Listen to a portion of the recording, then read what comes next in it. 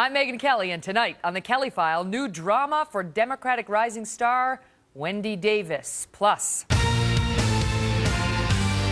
I think that the liberal media doesn't want to report about the truth. A Kelly File exclusive as we bring you inside today's March for Life in Washington.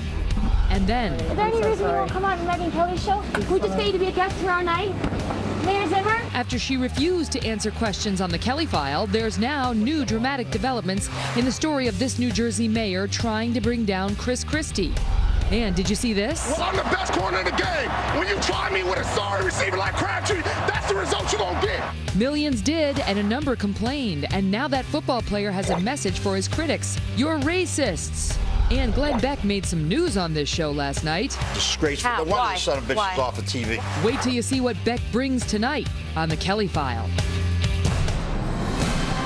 and breaking tonight, just days before President Obama delivers his State of the Union address, brand new polling shows both the president and his agenda are in big trouble with the American people. Welcome to the Kelly File, everyone. I'm Megyn Kelly.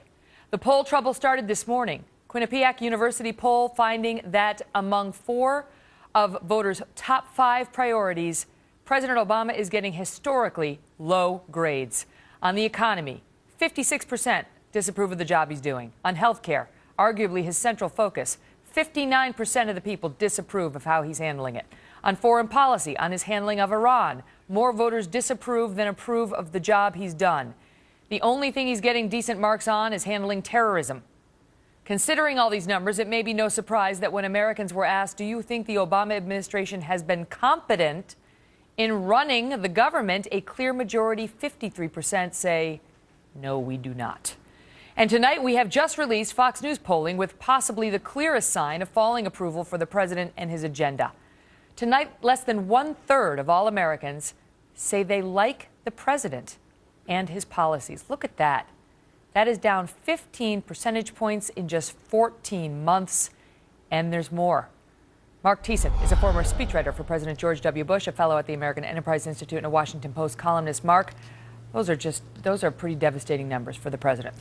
Yeah, those are pretty devastating numbers going into his State of the Union address next week. And look, if you look at the numbers, it's 4.5 years now since the recession officially ended. 3/4 of the American people believe we're still in recession. That is a remarkable number. And you showed the numbers on the 2 top priorities Americans have, the economy and health care.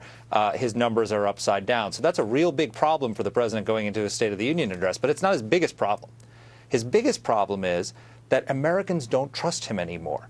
The Gallup found last November that the majority of Americans say that President Obama is no longer honest or trustworthy. The majority of Americans believe that he lied to us when he said you can keep your health plan. And so that's devastating for him for the State of the Union address, because when people don't trust you anymore, they tune you out. If they think you're honest or trustworthy, they'll give you the benefit of the doubt. They'll listen to what you have to say. But when you lose that bond of trust because people think you lied to them, it's very hard to turn that around. And that's what he's facing next week. The numbers on the economy, which are, he is reportedly going to make the focus of a State of the Union. You've got less than 1/3 who believe that his policies have helped this country, Mark. Less than 1/3 believe that. And now we have, a liberal president who has been arguing all along for these big government policies.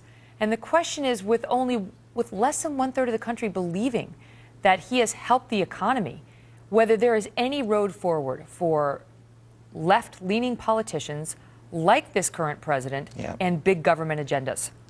Well, there's 2 problems. One, there's a Gallup poll out tonight also, which shows that 2/3 of the country not only don't like the direction that we're going as a country, but they believe that government is too big and too powerful. So the problem he has going into his speech next week is that all the solutions he's going to propose to these problems are more government.